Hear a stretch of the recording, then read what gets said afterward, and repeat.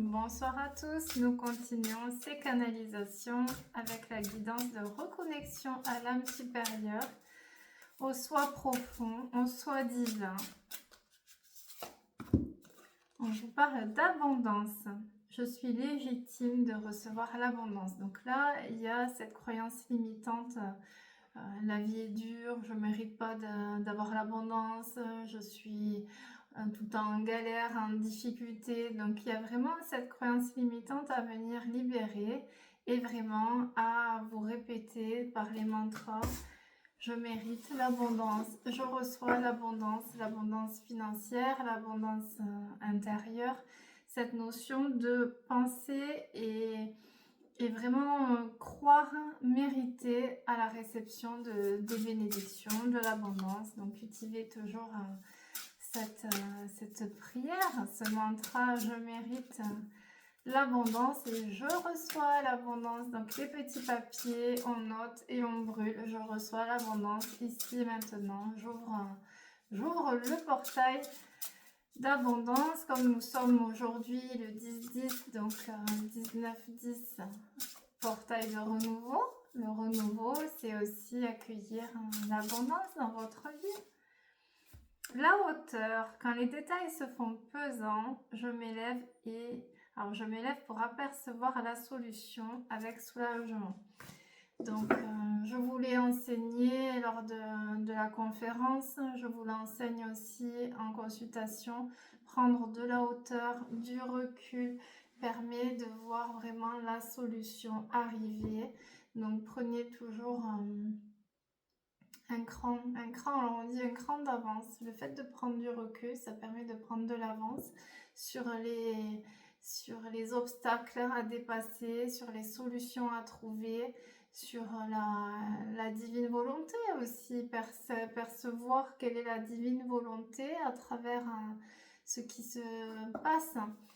Essayez toujours de prendre de la hauteur, donc c'est avoir une soupape de décompression, une soupape de déconnexion et de reconnexion, comme cet oracle, voilà, pour vous reprioriser, pour revoir vos attentes, pour faire un point aussi sur la vie. Est-ce que je suis alignée? Est-ce que je suis à ma place? Est-ce que je suis heureuse? Est-ce que je suis enthousiaste par rapport à l'avenir ou est-ce que j'ai des craintes? Toujours prendre de la hauteur, analyser le quotidien, analyser les émotions, prendre du recul par rapport aux obstacles et aux épreuves, tout en garder la certitude que plus tard vous aurez les réponses. C'est ça aussi la sagesse divine, c'est d'accepter de s'en remettre à cette divine volonté, de ne pas avoir les réponses. Le guide, je suis amour, je suis lumière, je suis connectée à mon guide spirituel. Donc connectez-vous à vos guides. Rien qu'en posant l'intention, vous aurez les réponses. Vous êtes constamment guidé. Il y a l'ange gardien, il y a les guides, oh les guides, les guides spirituels, les ancêtres, les défunts. Vous avez aussi les êtres de lumière qui viennent vous montrer le chemin, et les guides peuvent aussi changer selon le cycle de vie. Donc là on commence un nouveau cycle, donc peut-être dire au revoir à quelques anciens guides et accueillir les nouveaux. Donc vous pouvez demander aussi quelques synchronicités qui vous montreront les guides qui vous entourent. Donc vous formez une équipe, vous êtes en bas et eux sont sur d'autres plans, mais ils sont là aussi, donc vous n'êtes jamais seul. Il y a cette solitude aussi à mettre en lumière sur ces canalisations de reconnexion. Vous n'êtes jamais seul, vous êtes tout le temps entouré d'amour, beaucoup plus. Si vous saviez combien vous êtes aimé, mais vous regretteriez toutes vos larmes de solitude, toute cette blessure d'abandon qui vous a meurtri pendant tellement de vies, toutes ces souffrances à se sentir seul alors que vous êtes aimé, vous êtes choyé. Vous êtes vraiment bien entouré, donc connectez-vous à ces guides qui sont là pour vous aider sur votre chemin de vie. Nous avons la gratitude, et oui, la gratitude. Chaque moment est un don précieux, chaque respiration une célébration. reconnaissant, je vis dans la grâce de l'instant présent. Donc, vous pouvez les noter après les mantras pour venir monter en fréquence. La gratitude, ça élève votre taux vibratoire. C'est le fait de remercier pour ce que vous avez. Donc, merci mon Dieu, je suis en vie, j'ai le souffle de vie. Alors Dieu, l'univers, la source, à qui vous voulez. Merci de me donner une maison, un toit. Merci de me donner à manger. Moi, je bénis ma nourriture, même quand je suis au restaurant, discrètement. Je fais le petit signe de croix. Mon fils aussi, je dis merci mon Dieu de bénir ma nourriture. Merci de me donner à manger, à ceux qui n'en ont pas. Voilà, ça c'est moi, ça fait 10 ans que je fais ça. Peu importe l'endroit où je me trouve, je bénis ma nourriture. Et je remercie le ciel de me donner de la nourriture et je demande à donner de la nourriture à tout le monde. Voilà, c'est ma prière de gratitude quotidienne. À vous de trouver votre prière de gratitude. Ça peut être merci de me donner mon enfant, merci de me donner mes amis, merci de me donner mon travail, merci de me donner mes patients.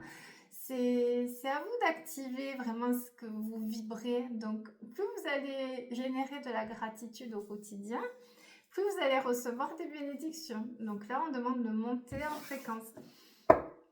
Si vous vous plaignez, si vous regardez tout le temps le verre à moitié vide, vous allez attirer des blocages, des souffrances. C'est hop, on monte en vibration. Vous avez la pleine conscience. Si vous regardez une vidéo d'éveil spirituel, c'est que vous êtes en pleine conscience de vouloir vous améliorer et le changement ne viendra que de l'intérieur. Donc toujours poser l'intention sur cette gratitude. Est-ce qu'aujourd'hui je suis dans la gratitude? Comme dans la guidance de tout à l'heure, c'était l'émerveillement.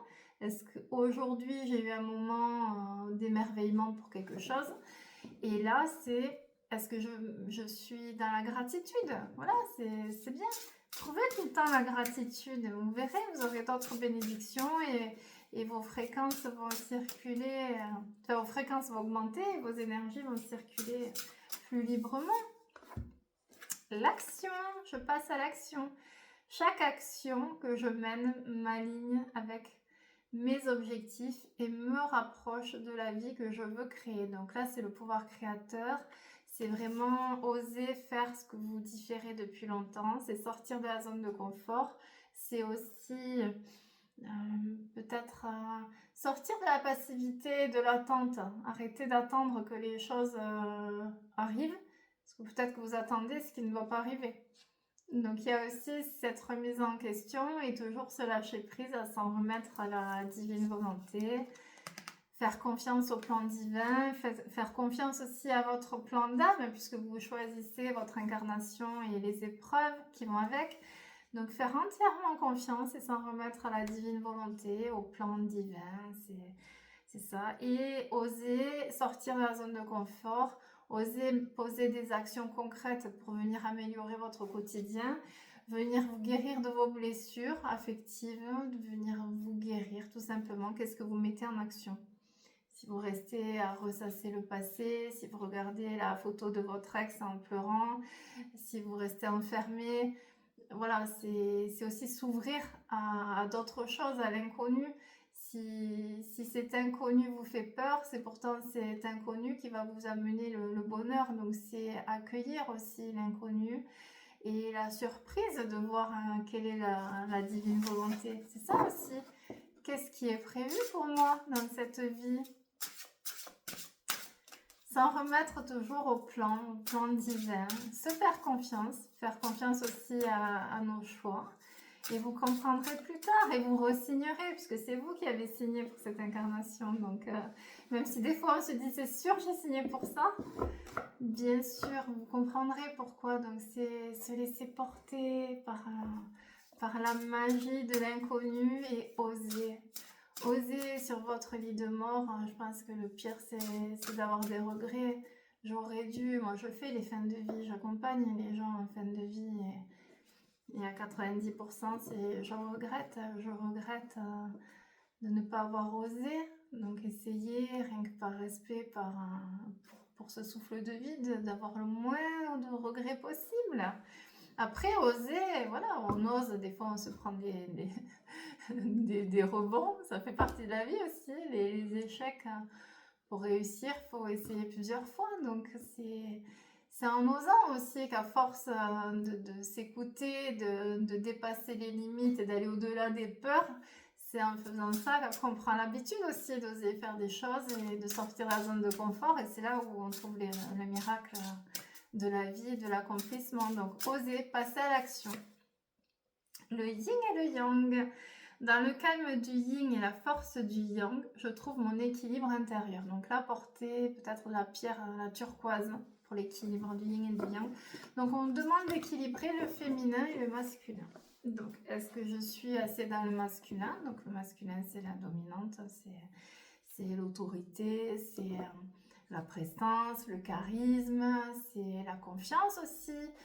Est-ce que je suis assez dans le féminin? Le féminin, c'est donc pour les femmes, c'est le féminin sacré. Pour les hommes, c'est la partie féminine, donc c'est la douceur.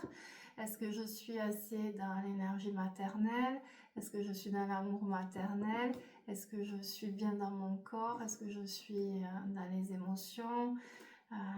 C'est équilibré, voilà. Donc faites peut-être des méditations là ce soir de yin et de yang. Regardez aussi, vous avez des tableaux, vous trouvez sur les récapitulatifs ce qu'est le yin et ce qu'est le yang. Et c'est bien de le travailler aussi en énergétique. Parce qu'il y a toujours cette notion d'équilibre. Et ce déséquilibre crée un combat intérieur.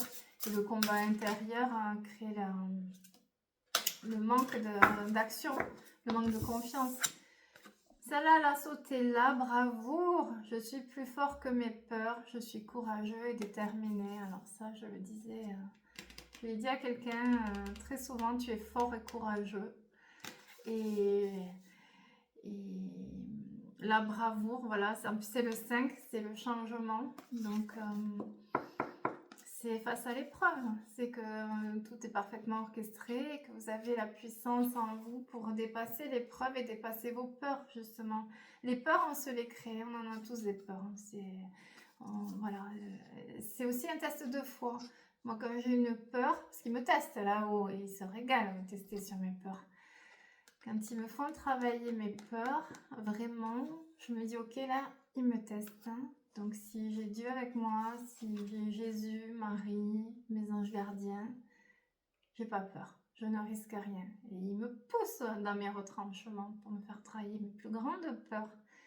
Et au final, je les dépasse, mes peurs. Je les dépasse. Donc, c'est aussi cette volonté divine de vouloir être pleinement dans la foi, baigner dans la foi, dans la certitude que ça va aller. Même dans l'épreuve, même dans mes plus grosses épreuves de vie, au final, ça a été, j'ai réussi à les dépasser. Et j'en aurai d'autres, voilà, comme tout le monde, mais c'est cette foi aussi qui nous porte dans l'épreuve, de dépasser nos peurs. Il y a aussi cette notion d'arrêter d'alimenter nos peurs, c'est-à-dire analyser les pensées. Ah, ça y est, j'ai mal à l'estomac, ça y est, j'ai un cancer, je vais mourir. C'est attention à ce que la petite voix vient vous dire aussi chaque jour. Donc c'est rassurer cette petite voix, faire des méditations d'enfant intérieur, mais aussi vraiment prendre conscience de ce que l'on se dit tous les jours. Donc c'est rassurer. Non, tu vas pas y arriver, mais si, bien sûr, tu vas y arriver. Oh là là, ça va se passer, mais si, tu as le potentiel en toi. C'est vraiment se rassurer. Et quand cette petite voix vous envoie le pire, essayez tout de suite de contrebalancer et de dire le meilleur. Voilà. Ce sont des automatismes de fonctionnement qui vous aideront dans la gestion de vos peurs. Ah, c'est du boulot l'éveil spirituel. Alors, la patience petit scarabée. La patience est la clé du calme intérieur. J'attends avec sérénité.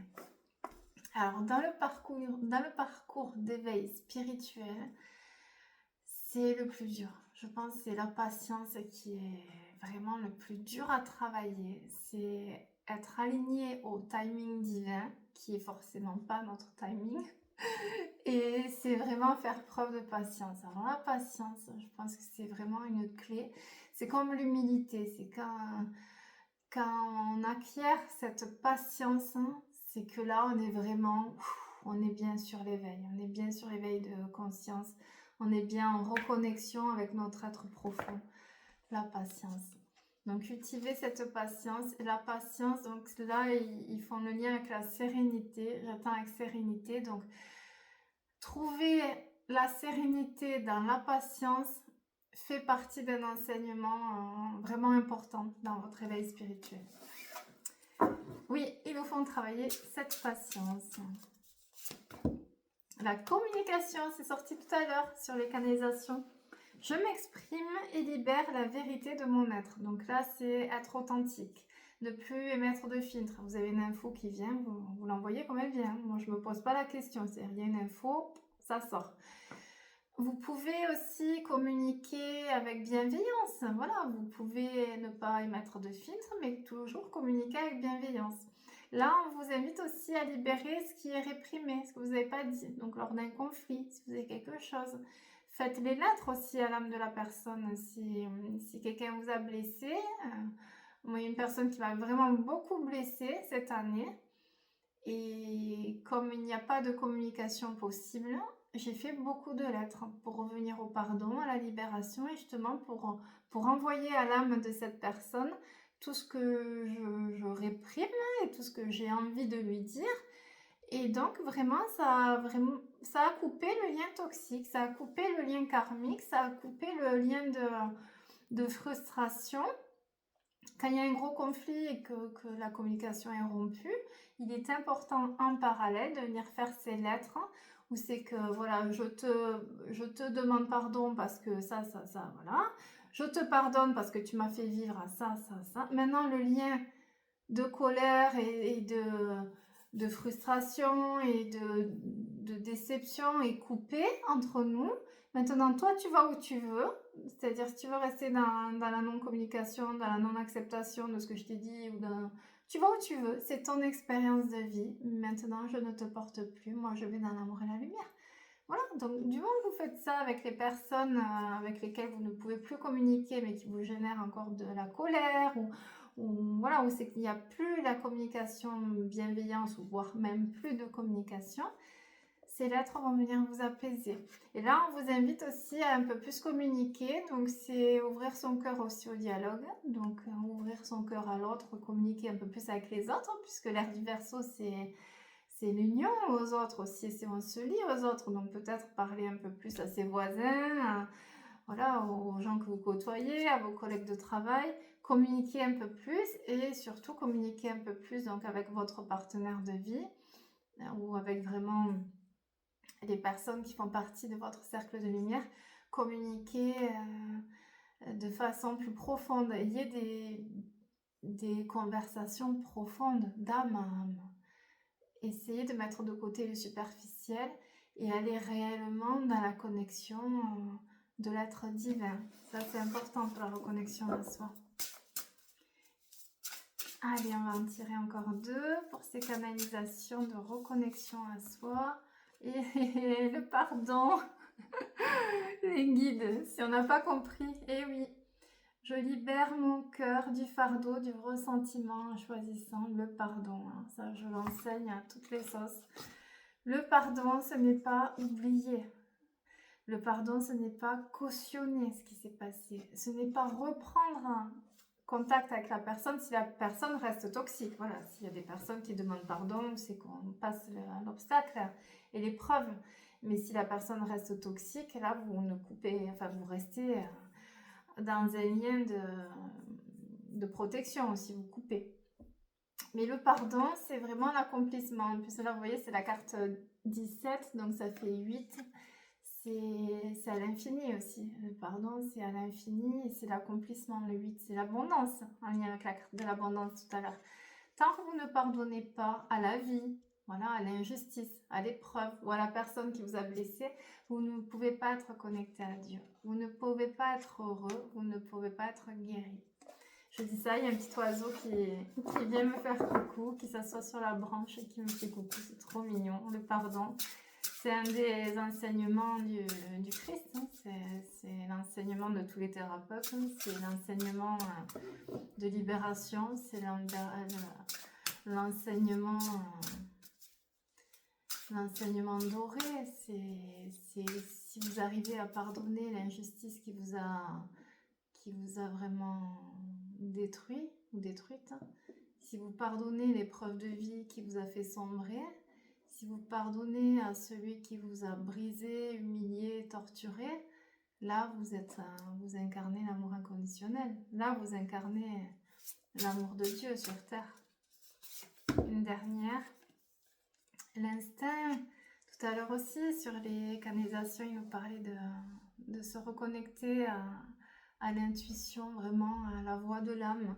J'écoute mon instinct, chaque pulsation de mon être résonne avec la sagesse innée, me conduisant vers un chemin aligné avec ma vérité la plus profonde.